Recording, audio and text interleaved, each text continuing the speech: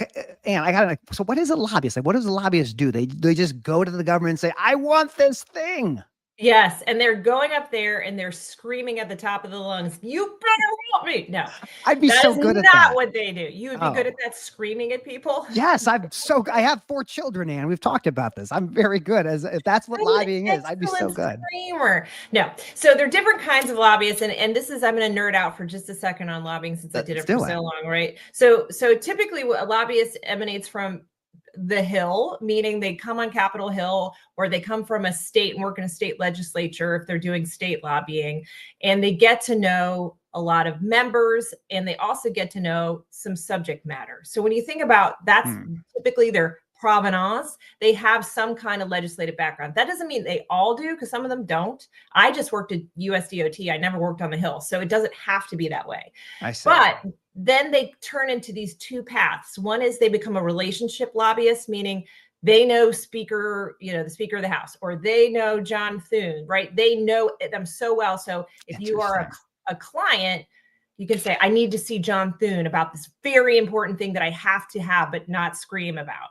And so then that, so it's like it's a less screaming, more, hey, how's your kids doing? But by the way, this company would like to have a meeting with you. Yes. And so then that person will bring him in, and that person from the company will say, here's my story, and here's why it's important to you, and here's why your constituents should care, and here's what the other side is. You got to tell the whole story, right? Yeah. And then the other kind of lobbyists are the subject matter experts, the one who like, I know everything there is to know about antitrust and railroads. And so if you're a railroad and you have an antitrust issue, you hire this guy, and this guy can come speak the truth about whatever it is as it relates to antitrust and railroads and all the whole state of the law. So I find it fascinating because you can go, and both of these have value, right? Yeah. Being smart about a topic is valuable, but also being smart about the relationships and how things work, it has a value too.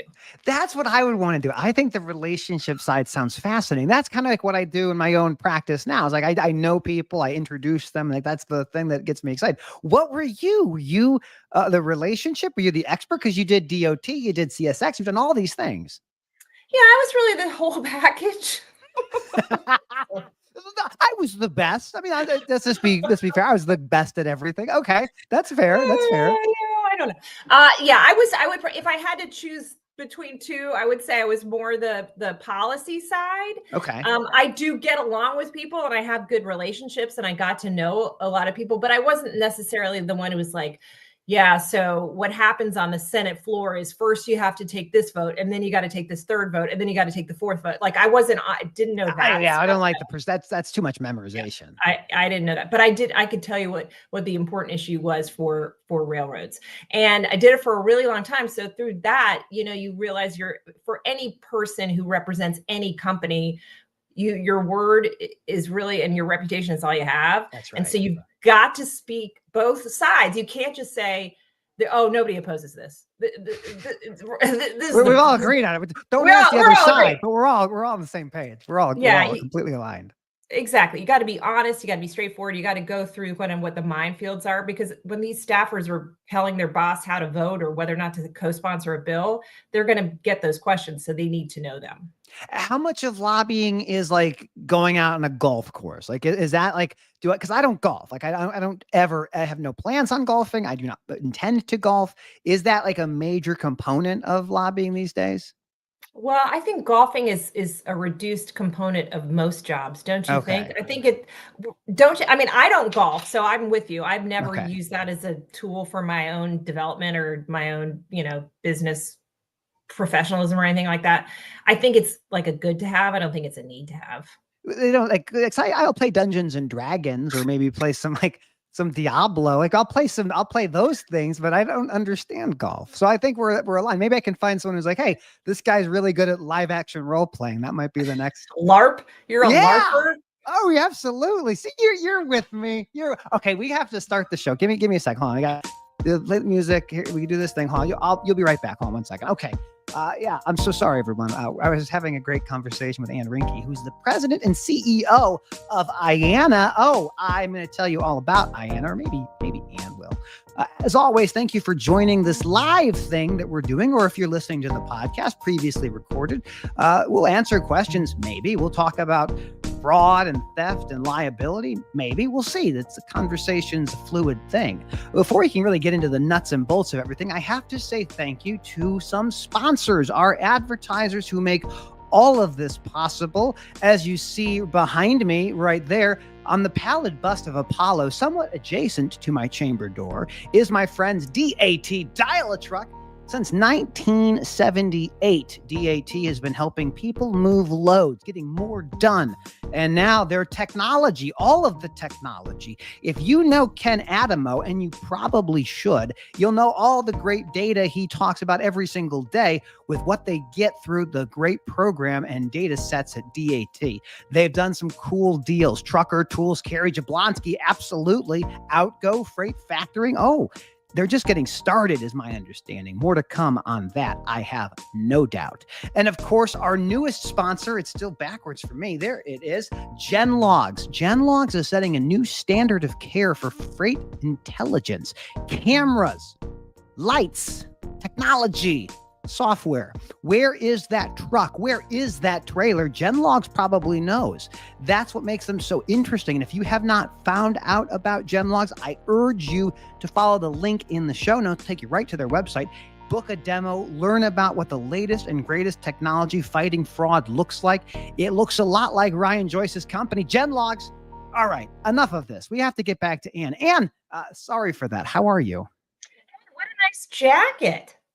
I think that it's great for us to coordinate today. You look fabulous as always. I hope that my red corduroy is complimentary for you today. Yeah. Do you take that out for holiday events? Do you wear that at the Christmas brunch? Well, this jacket is my public speaking jacket. So whenever I get to go travel to really interesting places and talk about the biggest legal issues in the industry, that's what I have. And yes, I do wear it for all of the holidays. It is a great jacket. My wife doesn't necessarily love it, but I really do love red corduroy. Do you have a pair of plaid pants? I hope. I don't yet. I'm in the market. So if you have any recommendations, or any of your colleagues on the Hill have recommendations, I am looking to complement my wardrobe. All right, I'll send you some links. I would appreciate that. Well, okay. So for people, put that in the show notes, Matthew. For corduroy pants, take a look at this website. Absolutely, I will. I have complete control. That's the beautiful thing about having your own podcast, is I have no one who I have to report to. I just do what I want. Nice. So I will put on whatever things. I'll make sure to put your social media on there, and we'll find some great corduroy pants for the next IANA meeting. When is the next big IANA meeting? Yeah, so we have 2 meetings a year. The next one is September 15th through 17th. All things intermodal. It's called the Intermodal Expo. If you are in Long Beach, California, and why wouldn't you be September 15th through the 17th, you need to go to the IANA Intermodal Expo in the Long Beach Convention Center. It is, honestly, I think everyone who does intermodal goes to that show, and they're making deals and talking business and talking shop, and we try to educate them. And it is a tremendous experience if you're interested in intermodal. I love intermodal. I've been to some of your events in Chicago in the past. Yes. That's always a great place because the commute for me is so much less. Like, send me to Lombard. Absolutely. I'll be there in 45 minutes. Absolutely. Yeah. All right. Yeah. So for people who don't know who you are, and I would be very frustrated if someone didn't know who you are, but who are you and what do you do? Sure. So I started as the president and CEO of the Intermodal Association of North America 6 months ago. Actually, at this point, 7 months ago. You are brand new. I'm brand new. So if I say things that don't turn out to be right, just please give me some forbearance. I'm still learning everything there is to know. My predecessor she was the CEO for 27 years. The organization is 34 years old. So I think I'm only the 4th or 5th leader of the organization. How about that? That's incredible. How long has the organization existed for? 34 years. And it was the amalgamation of several different organizations representing intermodal, and it became merged 34 years ago. And so what do? We represent 5 different divisions. So you got your marine division. So that includes your ports and your ocean carriers. You have your railroads, both short line and class 1. You have your dray carriers, your motor carrier population. You have your 3PLs. And then you have some BCOs and academic folk. And those are our membership. And we try to represent really the intermodal marketplace. When I was hired, the sense is we've got to fan out and make our message far more externally facing. We've been Absolutely. doing a very good job. Internally, there's, it's a robust organization. We have a good membership, but we need to broaden the message because not everyone knows about us. And our market share, unfortunately, went down over the pandemic for a multitude of reasons that we can hash out or not. So that is my mission, to make sure that there's more awareness, more understanding of the benefits of intermodal, and hence we can start growing intermodal market share. Well, like I love intermodal because at its core, it's about different modes of transportation. So everything, I mean, let's forget the air cargo people because what do they know about transportation? They know enough, they're fine. But like everything comes on a boat, and there's like 10 or so mega ocean carriers that move everything everywhere all the time. It gets to the United States, it hops on a truck or a chassis for a dray provider, heads off to a warehouse, gets put into the supply chain. So everything that we touch, everything that we buy and own at some point was involved in intermodal. Is that fair? That is fair. And you reminded me, I forgot very critical components of our membership organization, and they're going to yell at me: our chassis providers and our vendors, the people who make all the containers. What brings us all together? To your point, it's the container. That's And right. so why is this so important lately? Well, we all know it happened during the pandemic. The supply chain got so dysfunctional for, again, any number of reasons, and we can, again, hash that out or not. But what happened was consumers started to recognize, oh, wait, there's like something I should pay attention to, that the things don't just miraculously appear on my shelves. There's like a whole thing, a whole system. Yeah, there's a whole system. And so why do we matter more, I think, today than perhaps 5 years ago? Because of that recognition, and because honestly, consumer spending has pretty much held steady when the rest of the economy has been kind of going up and down. Consumer spending is still pretty good. And so there are still, a lot of containers coming to the shore, front loaded this year, as you might expect, to avoid the tariffs, et cetera. So Absolutely. June was a little bit slower, and we don't know what's going to happen for the rest of the year, but we do know that people are still spending money on stuff. Yeah, people have credit cards, so they can go ahead and get the things they need. My own personal testimony of intermodal was a couch that I had ordered through Macy's that sat in a container for a very long time in the port of Long Beach, waiting to come off. It took us a long time. We got our couch, but I think your point's really well taken, is that we as Americans are so used to things just being here, and we don't think about the product and the supply chain that brought us the product as like the same experience. But it absolutely is. And to your point on the equipment side, yeah, I love the chassis world. It is absolutely phenomenally interesting to think Track, FlexiVan, and DCLI, these incredible companies. Most people have no idea who they are, own like 70-80% of all the chassis in America. It's incredible to see the kind of like that world when you're from the over the road side where it's all fragmented. You get to intermodal, it's like, wait, there's a bunch of boat companies, there's a bunch of chassis providers, there's a handful of rails, and like that's really what's happening every day. It's incredible. Were you blown away by this industry when you got into IANA? Well, what I didn't fully appreciate when I got there was the complexity that we try to solve for of the industry through our unified interchange intermodal agreement, the UIIA. And that is essentially provides the rules of the road for changing out equipment. And so you have the chassis providers who carriers, the dray carriers, the railroads. And to me, that solves for a very highly challenging marketplace, because you are shifting between modes. And so you want to make the modes do the best they can within their skill set, their strength. And so having these rules of the road makes it that much more efficient and that much easier to follow. Oh, absolutely. Now, before you got into IANA, before you were in that space, you were with the Transportation Intermediaries Association. You were the president and CEO of TIA. What in the world is TIA? What in the world TIA is? They represent the third-party logistics folks, the ones who arrange transportation. Typically, they arrange transportation for the shippers. So they arrange it to get some form of transportation, either a motor carrier or a railroad, or, air freight, which we're not going to talk about as much of.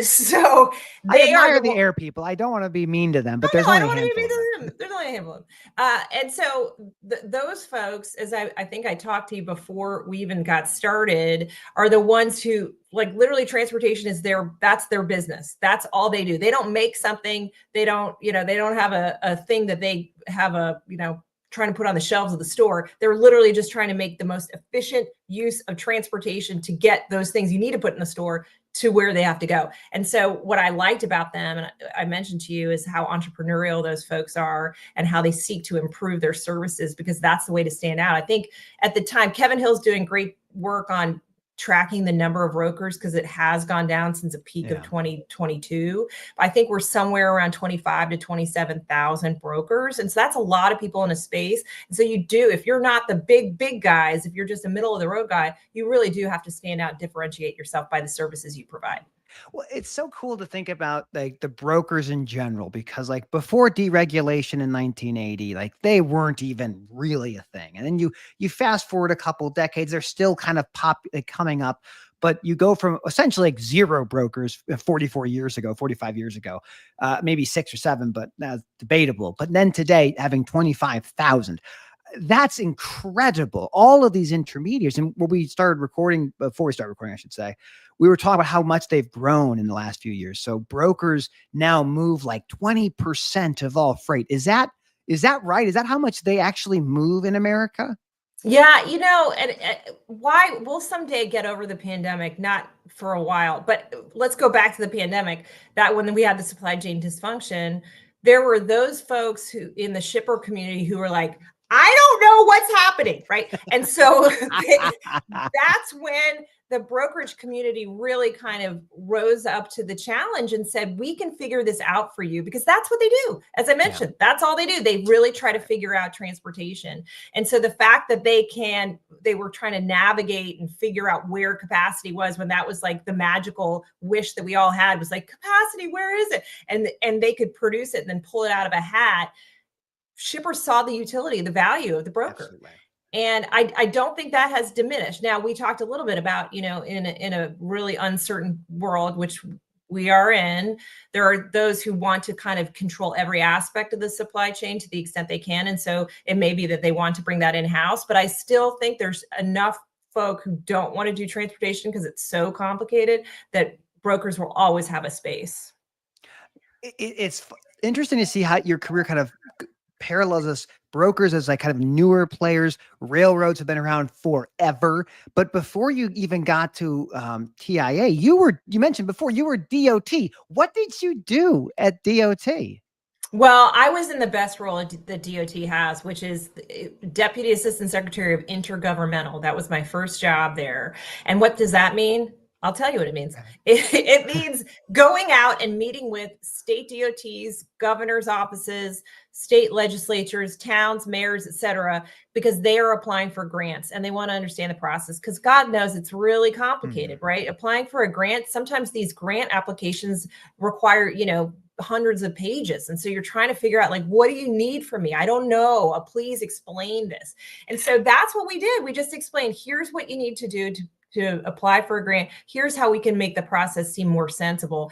And they're so grateful for that, because they're hopeful of money, but they're grateful to have some kind of comprehension. Aren't we all grateful for a little bit of money? Yeah. So you're kind of an ambassador to the department to explain. Absolutely. Well, that kind of builds these relationships that you were talking about earlier. It's like, how do you get to know who the decision makers are? Well, okay. So how long were you at DOT for? Just 18 months. I left October of 2020. We all remember 2020. Oh my God. And then November 2020 was the election. So I left the month before the election. Oh my gosh. And then before you ever got to DOT, what I think was so interesting was your background with, was it CSX was before DOT? Is that right? Yeah, I was there for 16 years. What did you do for CSX? How'd you watch that organization change over your tenure? Well, that's why this is called the Precision Scheduled Podcast, Matthew Leffler. Absolutely. You're so smart. Enough about me. Let's talk about you. No, I'm kidding. for 16 years I did government affairs lobbying. That's why I'm such a proselytizer, like a holy roller about lobbying, how important it is. Because look, there's 535 members of Congress on the House and Senate side. Can you imagine how much information is being just thrown in their faces every single day? They can't all the time possibly understand it all. And so if you're not up there explaining exactly what your company does or what your industry does, they're never going to know. They'll hear from somebody else. Somebody else will put words in their mouth and it won't be from you. And so you're doing your company a miscarriage of justice. That's too strong. You're doing them a disservice. There's a better word.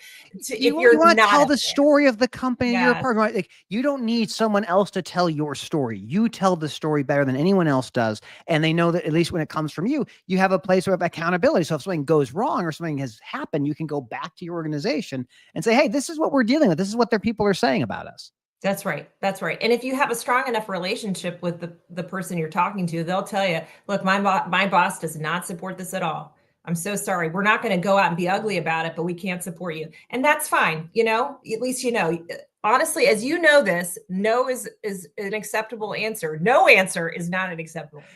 That's right. I mean, that's like when you're giving bad news, like bad news can't wait. You want to bring that news in as quickly as you can. And no is a complete sentence. So there's nothing wrong with saying, hey, that ain't going to happen.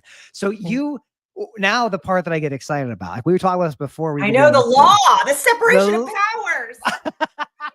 Well, do people know you're a lawyer? You're a trained attorney. So tell me about what made you want to be a lawyer? What was the motivation to get into that? Do you have family that are lawyers?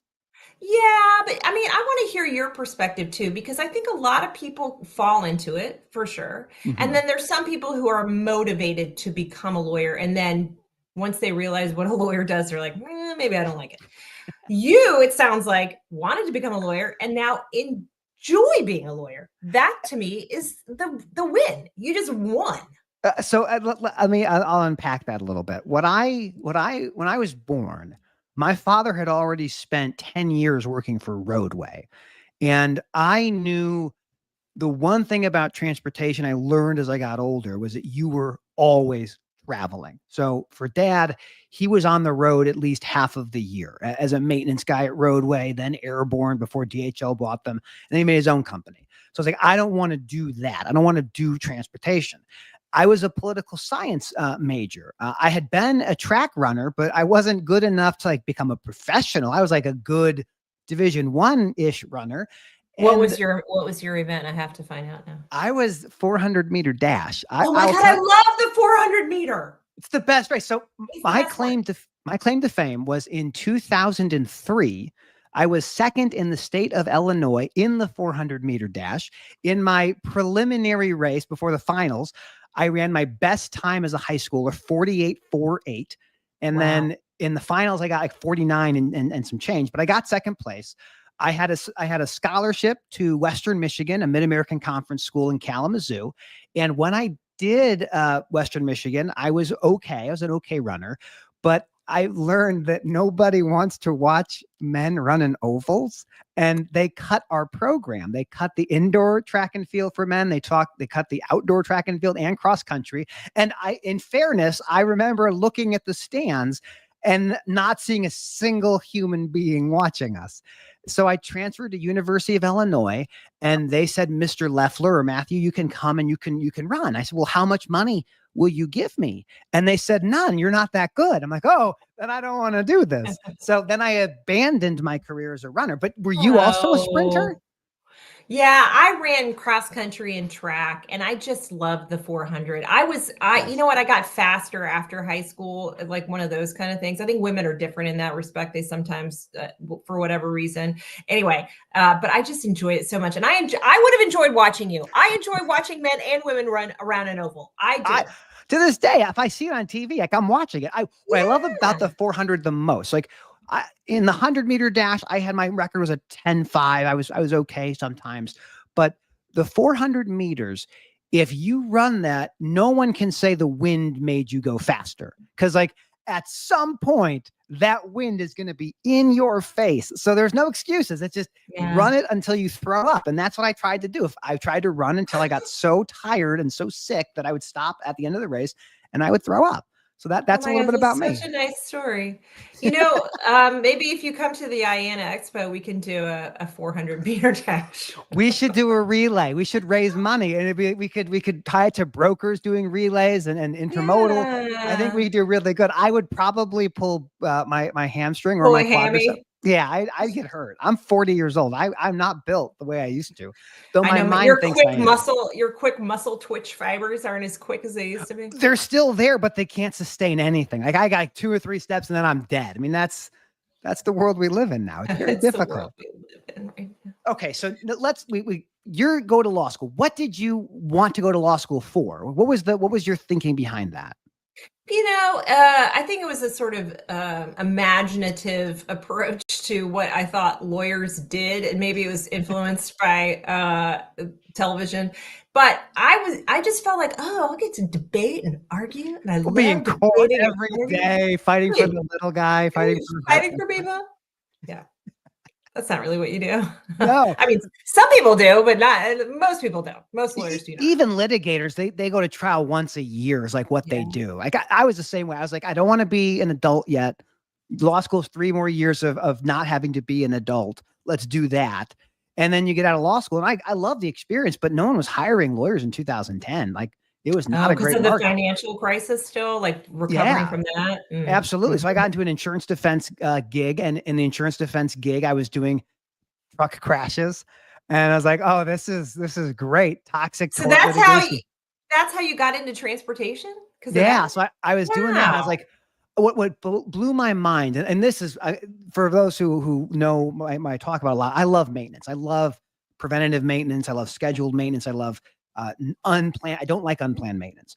And you'd get to this thing where your clients are small motor carriers, minimum insurance is $750,000, maintenance records of like 30% out of service. Like it was baffling to me that you could, as an industry, transportation generally, have a 20% out of service rate. Like if you and I, Ann, went outside right now, stopped every truck and every trailer on the highway and said, let's look and see if your tires have enough tread depth or your lights are working or you have enough brake lining, 20% would fail. And it's like, I don't like that. I don't want that.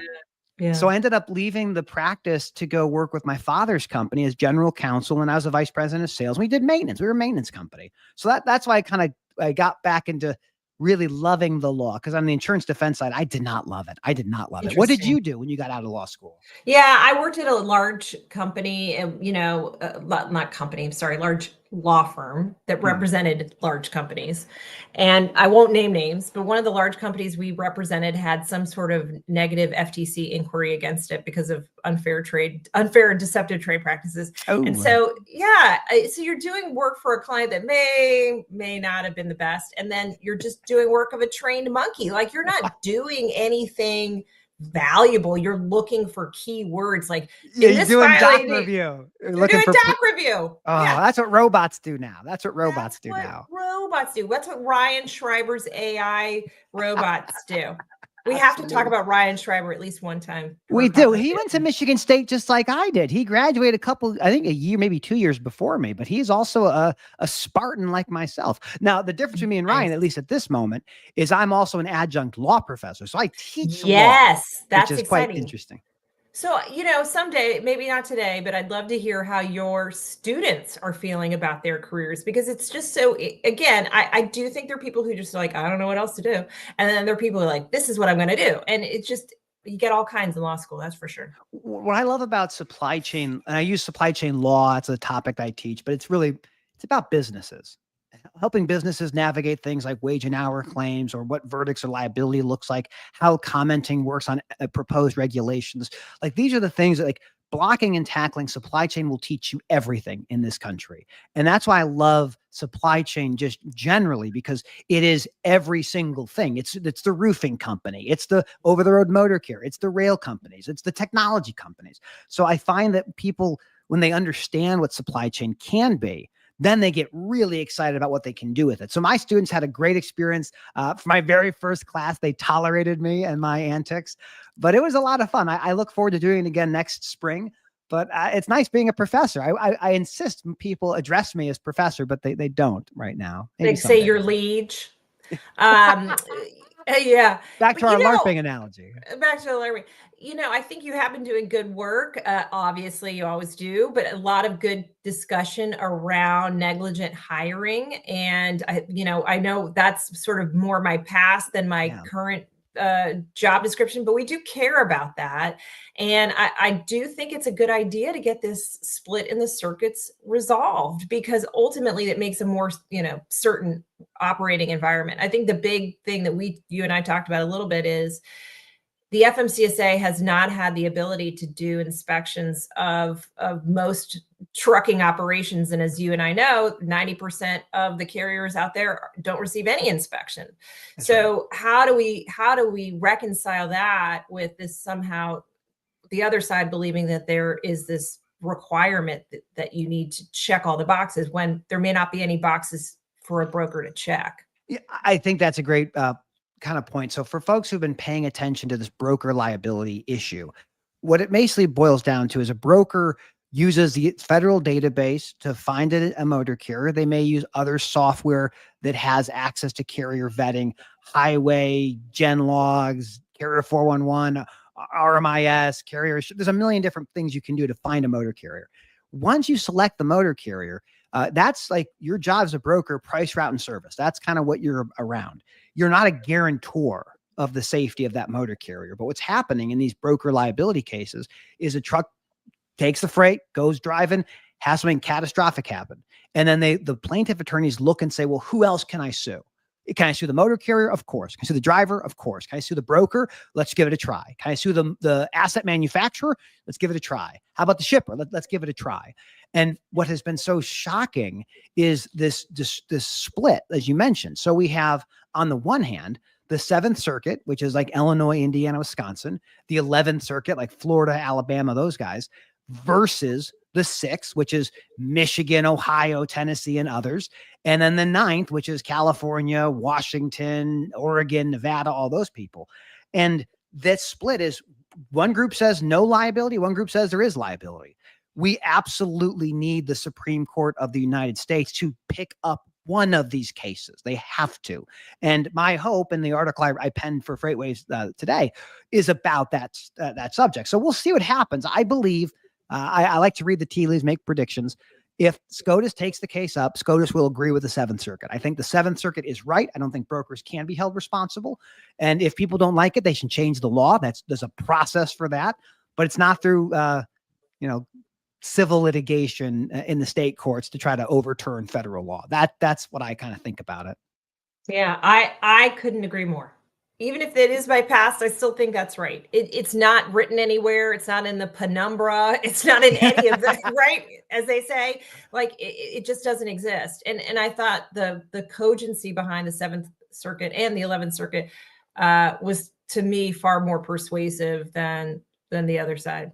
Yeah, I think even for people that are on the side that brokers should be potentially liable, we should all want to have SCOTUS weigh in. Like we all want to have some level of uniformity in the movement of freight across America. If we think it's better to have chaos and have a mosaic of accountability, I would beg to differ. So I think we all can agree that maybe we should have some uniformity, but you are also a major advocate against this rising cargo theft, freight fraud stuff.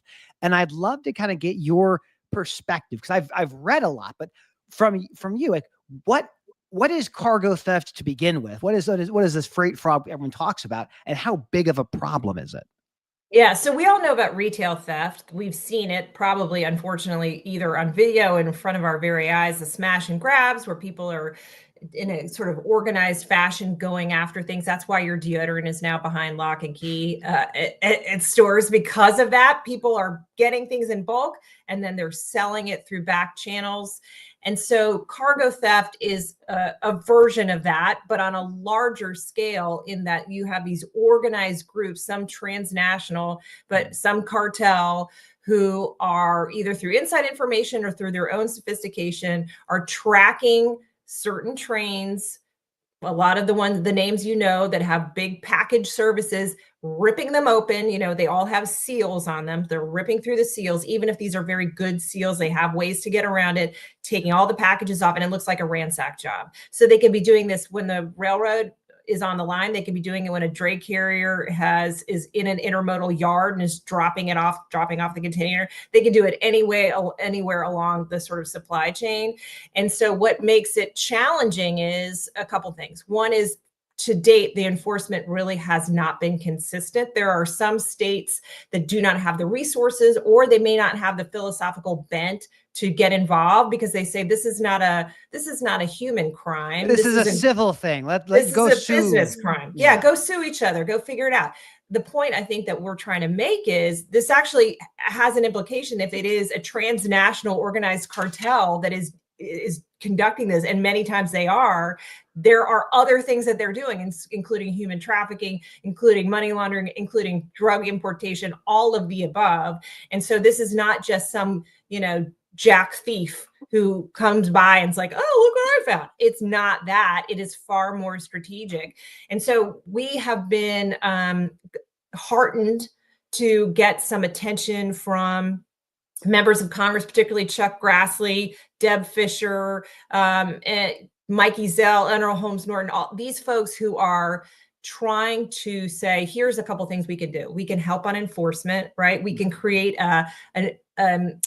basically a collaboration center within Homeland Security, so the public and the private are talking to each other, and then we're actually trying to find out more information so that we can lead to better enforcement.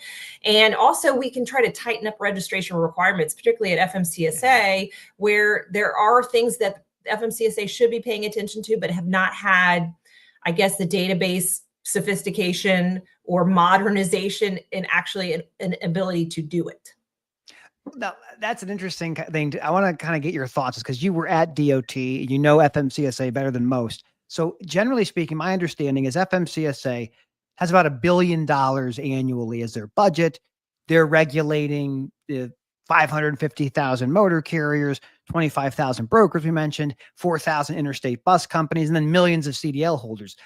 Do they have the resources? Like, do we need to think about FMCSA as needing like an injection of more capabilities, or do they have the resources they need? They just need to allocate them better.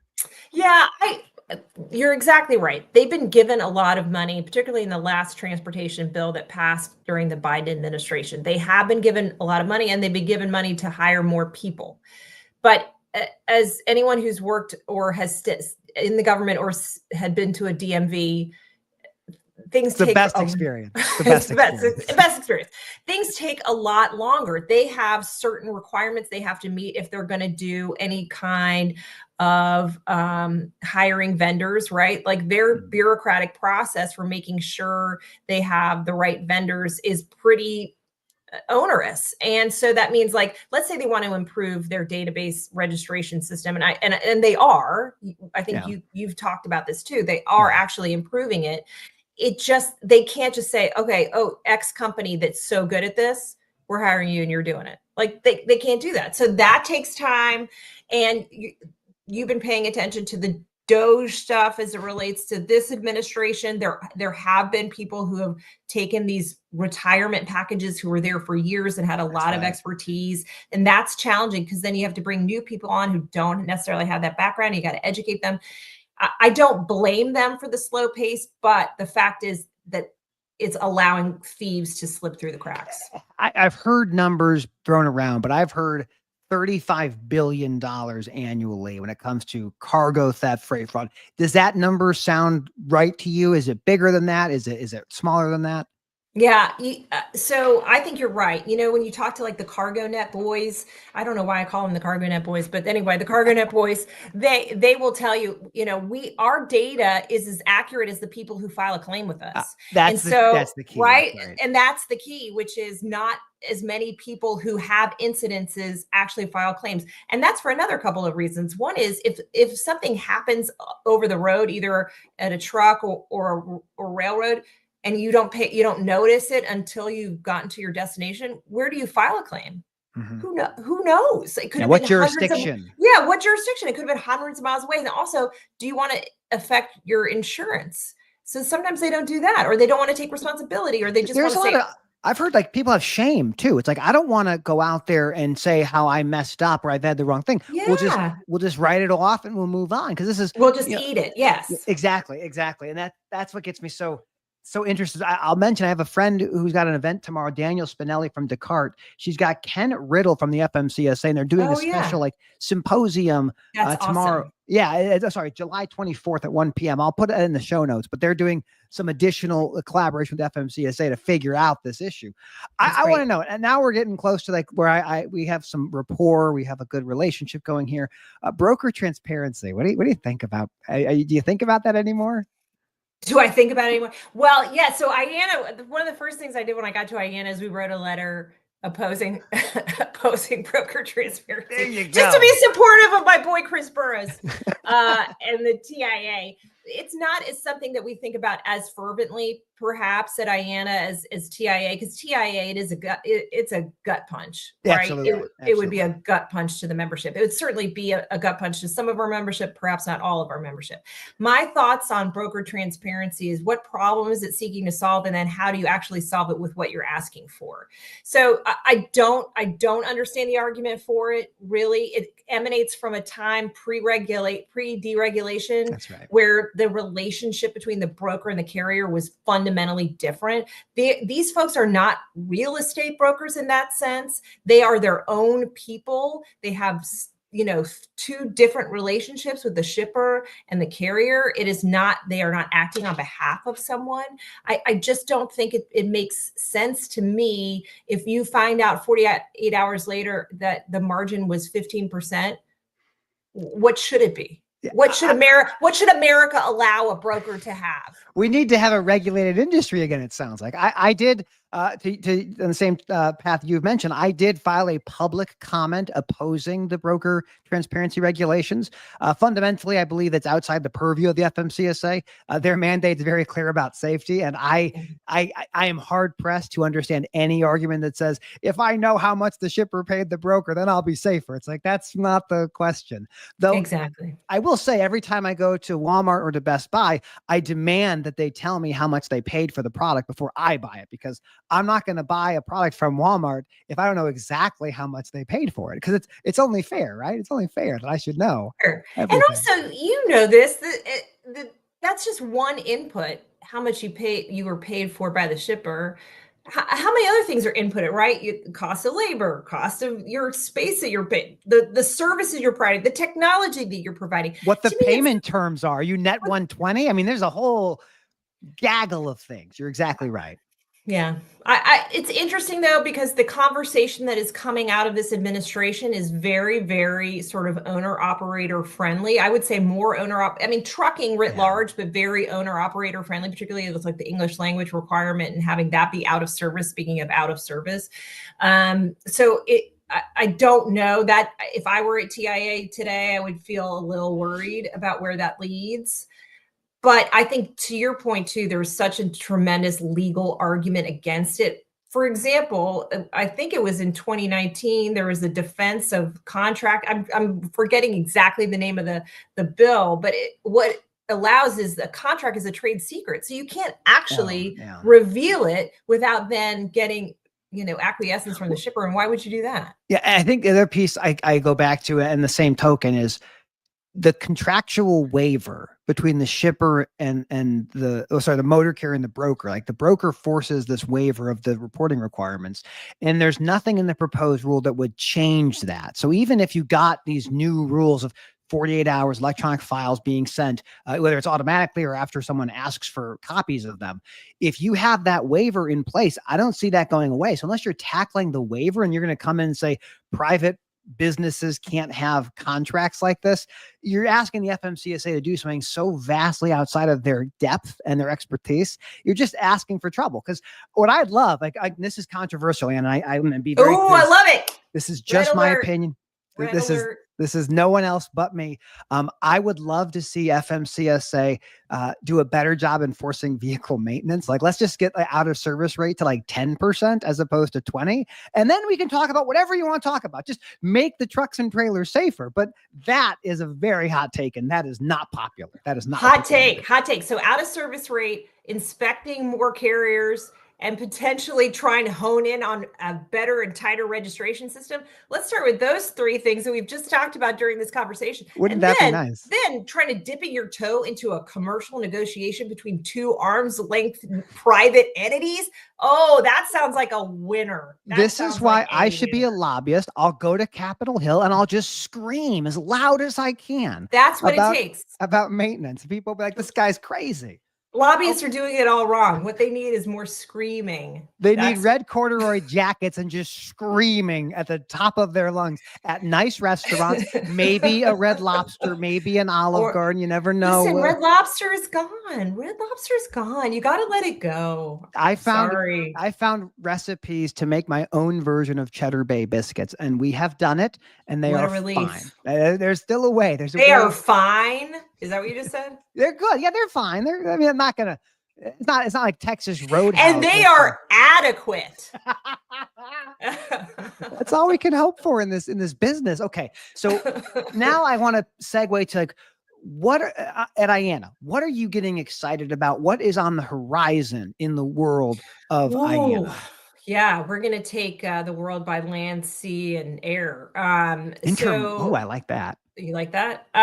No, what I am excited. So as I mentioned, we need to be much more externally facing. We need to grow intermodal market share. And so there are a couple ways to do that. One is advocacy that we've just spent some time talking about. So we're hiring a lobbyist. We're going to hire a vice president of government affairs because unfortunately, and I've been up on the Hill a little bit with this organization, they don't know us as well as they should. The real transportation nerds know about us, but it's not ubiquitous. We need to do a better job of awareness up there. Second, we're going to have a PR campaign where people really can understand what are the benefits of intermodal. And yeah, we're not always in charge of our own destiny, right? We have to depend on what is the long haul truck capacity, which is quite capacious right now. And also what is the level of railroad service, which was not great during the pandemic, but certainly better now. And so, but that aside, how can we differentiate ourselves? How can we make ourselves known to BCOs? And then the last thing is we're hiring an economist. We have a great guy, Larry Gross, who's worked for us for years and years. He is,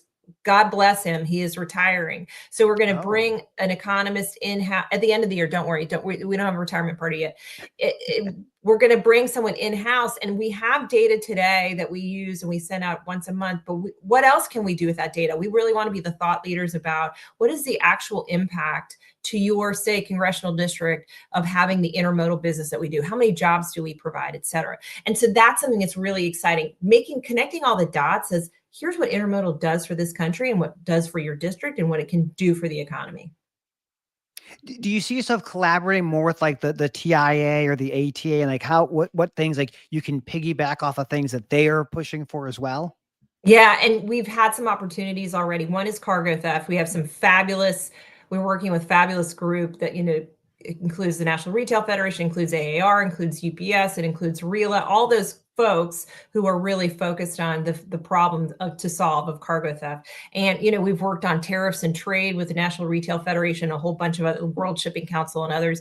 And my hope is, we want to be up with the big boys talking about issues and what the sort of, again, we're a line of business. We're not a mode. So that provides us a little bit of level of neutrality, right? We can talk about here's how it affects the business. And we want to be part of those conversations. I love that. Now let's go back to what we were going to talk about for the entire podcast, which we didn't talk about at all. Separation of powers. Oh, we touched on Olive Garden. A never-ending soup, salad, and breadsticks is a deal.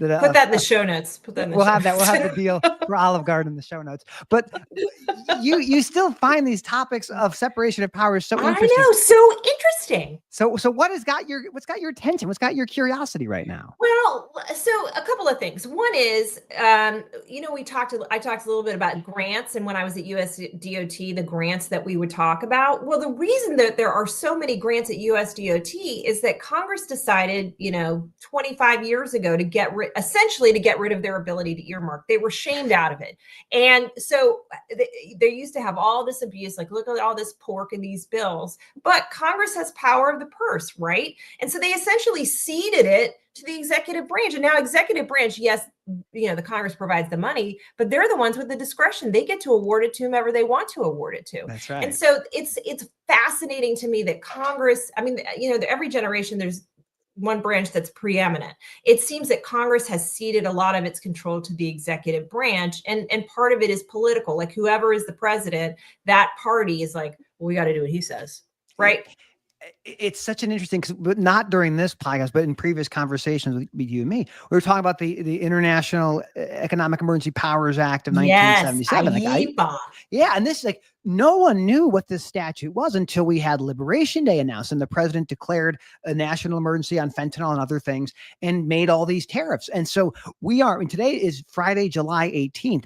I believe it is July 31st. I believe that's the date. I think you're right. The appellate court oral argument that is challenging these tariffs. And so at the district court level, they've invalidated them. So for a single day, there were no tariffs. And then the appellate court came in and said, hey, that's a little too rash. Let's keep them in place. We'll keep going. But I think it's interesting for us to kind of think about, as Americans generally, these powers that go to the executive, whether you like the party in power or you don't, that power stays with that branch. It never goes away.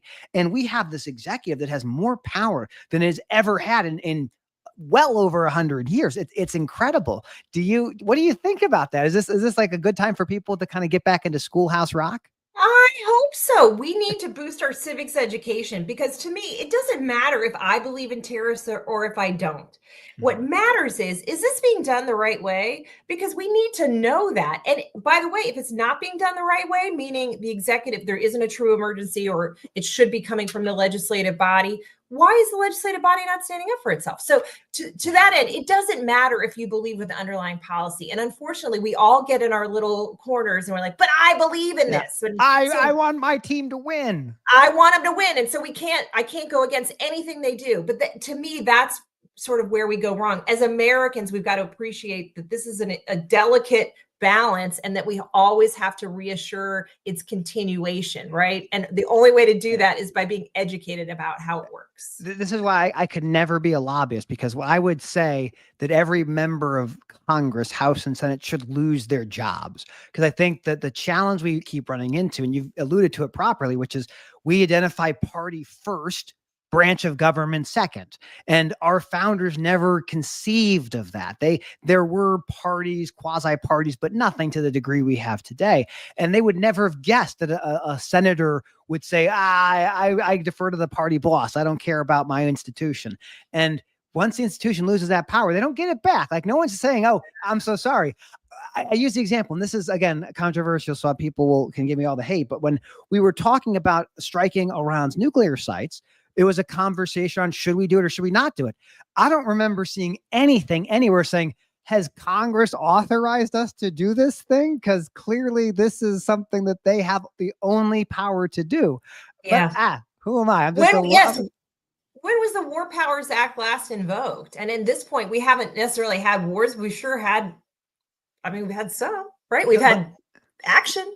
The last time people correct me. There's plenty of lawyers who listen to me. The last time I believe that the American Congress declared war was against Germany in World War II. So Japan attacked us. We declared war on Japan. And then for whatever reason, Germany declared war on us. So we declared war on them. But to your point, there's been a lot of police action, we'll call it. We've done a lot of things, a lot of American adventurism.